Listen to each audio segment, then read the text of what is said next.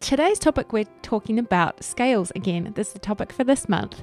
And you'll notice that each month I have a topic that most of the Facebook Lives are going on, and that is to work up to the end of the month live coaching session, a live group coaching session that I do every single month for the Creative Pianist members. So that's a private group lesson that goes to anyone who's a member of my Creative Pianist membership. If you like this topic or you're curious to know more, make sure you check out the membership that is called the Creative Pianist membership, and within that you get access to all of my courses, all of my workshops that I've ever done, all the replays of the monthly coaching. So that's the link. You go to pianobitly.com/creative. Let's talk about the topic for today. What we're doing is we are going to be just using the C major scale. I think if you've started piano at some point, you would have been introduced to that super early on. If you've done the Super Basics course, which is my course for straight up beginners, then you've definitely been introduced to the scale.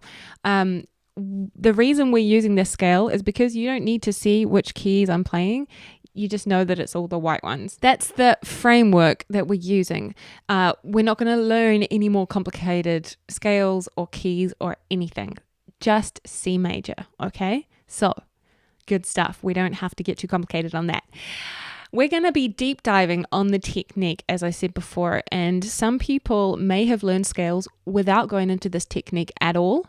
So this is a really great lesson for people who've never come at scales before, as well as if you've learned scales, just make sure, just check in. Now, the first exercise that we want to do in order to make sure that we're building the right technique as we're playing the scales is we want to make sure that we are reserving energy.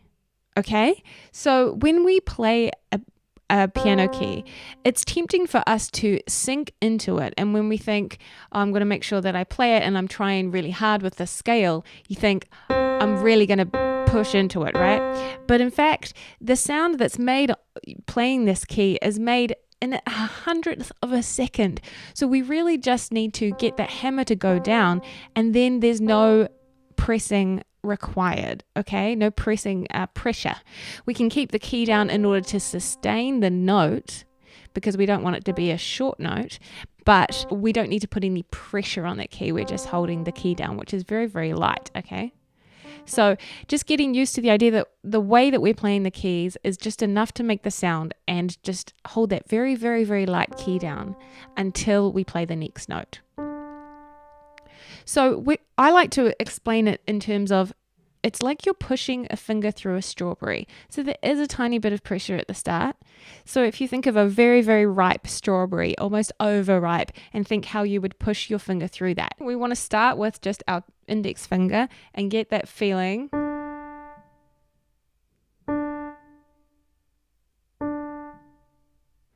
of pressing the strawberry. Now we want to make sure we're not going like this. Can you see how this knuckle is bent, but this knuckle is straight, and in fact it's collapsed backwards. We don't want that. So we've got this sort of curled hand, and this curled hand, as well as the flat top to the hand, is what we want to maintain throughout the whole scale. So you can practice this just with individual notes. It doesn't need to be any specific notes, so even one note at a time. Make sure that we haven't got floating, so the pinky tends to float a lot, and that's a big problem. It's a problem for me. I try, but if you notice your pinky starting to float up while the rest of the fingers are playing, we need to bring that down, because even though it feels like it naturally happens, it's actually creating extra stress in our hand and our wrist. Okay, so that's the first exercise, just reserving energy, really drilling down. And you can do this as the first thing you do when you sit down at the piano. Exercise 2 is we are going to do the same thing. Taking that idea as reserving energy, we're going to try it with a 5-note scale. So just 1, 2, 3, 4, 5 in our fingers. And again, this is not putting extra pressure into each note. We're making sure we've got nice curved fingers. 5-note scale. So just starting on middle C. So I've got my hands, my fingers are curved, and I'm going to play 1, 2, 3, 4, 5. See how my hand barely has to move? So that's what we want, because we're not creating, we're not giving extra energy to anywhere else on the hand. So you almost can't see my hand really doing anything apart from the finger that's playing, okay? And then you can start to speed that up a little bit. Making sure it's legato, and legato means that we're joining all the notes together, so there's no silence between the notes. But it's a very fine line with legato, because there's no silence between the notes, but we also don't want this, where it's so legato, it's not legato anymore, it's just muddy, and we're bringing all those notes are all sounding together. So they're separate but joined.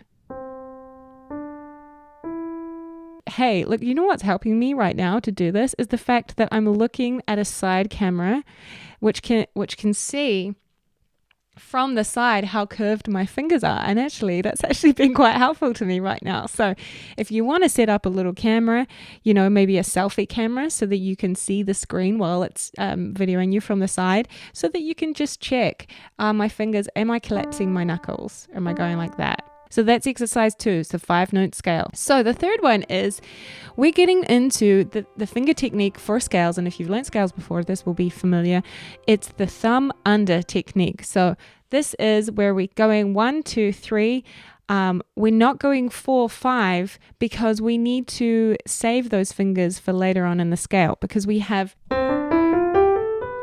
8 notes to cover in an octave, right? And so if we go all the way to our pinky, then it's going to be really difficult to play beyond that. We're going to have to do some finger gymnastics. So the way that, and while keeping it nice and smooth and joined, right? The way that we do this so that we're making things easier on ourselves, which is what technique is all about. So the thumb under technique, we go under the 3 finger typically. For these scales, we go 1, 2, 3 finger, we go thumb under the 3 finger, and then we fan out and play 1, 2, 3, 4, 5. Okay, so that's 1, 2, 3, thumb under for 4, 5, 6, 7, 8. That's how we play a scale. So the way that we practice it is we want to make sure that we're just holding our hand relaxedly and just practice bringing your thumb as far as maybe the ring finger. That is the movement. We're not doing some crazy thing where we're going to stress out our thumb or we're going to twist our wrist all over the place. That is not necessary. And if you play scales that way, you're going to get tired really, really quickly. So the way that we do the thumb under is really, really important so that we do not unnecessarily stress the wrist. These fingers are longer, right? Our 3 finger is much longer. So we can use that in order to make things easier on the thumb going underneath. Instead of being here at the edge of the keys, where to get the thumb under, it has to come level, horizontally, level this way, to the 3 finger in order to get on the key, right? And that's where you get this wrist twisting or chicken wings, okay?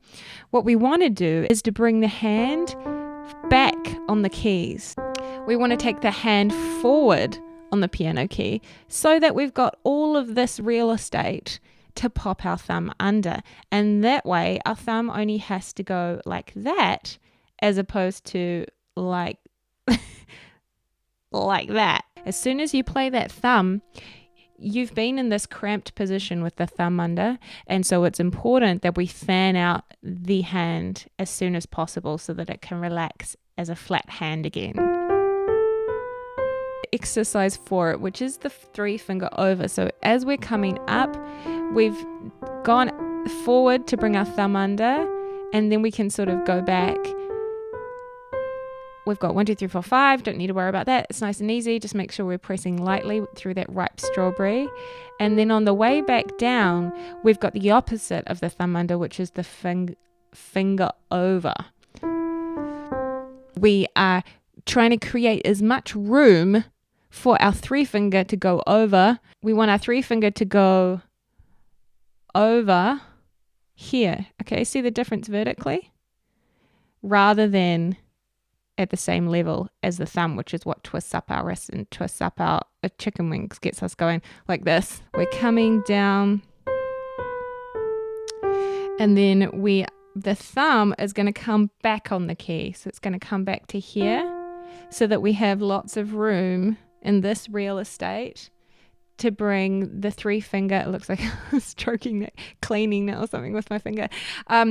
We have lots of real estate up here to bring the 3 finger over. We want to curve it a little bit. It shouldn't be straight, but to hit somewhere over here, okay? You're giving yourself the tools to be able to play scales in a comfortable way. And if you're doing it properly, it means that you can play scales quickly without tripping over yourself, without having them disjointed when you do the thumb under. Because if we're all cramped up, you can get that sort of disjointed. So we want to move, we are using the arm, but we're using the arm to move our hand up the keyboard. See how this is parallel? There's no movement in my wrist. So that going up the keyboard is due to your arm going like this, right? We're going out and then. In fact, that's probably a great little arm stretch warm-up before we start playing scales, right? It's just to get that movement so that we're aware that going up and down the keyboard is from doing this. And our last exercise, exercise 5, is about gestures. So this is something that I recently learned, and I really like this idea. I used to think that when pianists go like, this action, so this, I used to think that was just trying to be posh. But it turns out that those little gestures that classical pianists do are actually to relieve the tension in the wrist. So we do want to give that a go, okay? Because we do want to relieve the tension in our wrist. Now, you could have the option of playing, we call this one gesture, right? So that's a gesture. When we play, we sort of play down and then lift back up again. Now this action is just giving our wrist a lovely little break. So we're coming down with the pressing the strawberry, but then we're going up again and resting that wrist. When we're working up the gestures, we can go to 2 and then after that we can go 3 notes at a time per gesture. So 1, 2, 3.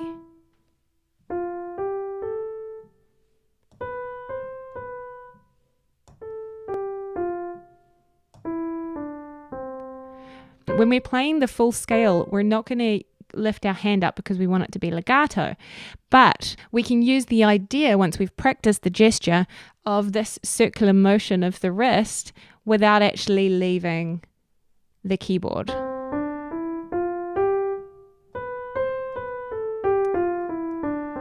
See how my sort of arm and wrist is sort of relaxing as I'm going and sort of creating almost a wave motion, and that is so that I can play the scale and also be relaxing my wrist as I'm still continuing the scale.